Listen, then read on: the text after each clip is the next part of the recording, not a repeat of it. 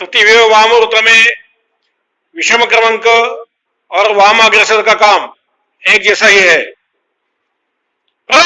चल 1 2 1 2 तृतीय वाम वृत्त रुद, बाएं पैर पर आज्ञा खत्म होगी, दाहिने पैर का रुद आएगा। विभाक्षा 1 में वाम वृत्त का बाया पैर 75 सेंटीमीटर आगे। विभाक्षा 1 विभाक्षा 2 में दाहिना पैर 75 सेंटीमीटर आगे 2। विभाक्षा 3 में बाएं पैर से मितक काल। विभाक्षा 3। विभाक्षा 4 में दाहिने पैर से मितक काल 4। चल तृतीय वाम वृत्त रुद।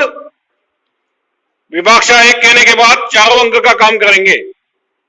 विभाक्षा 1 1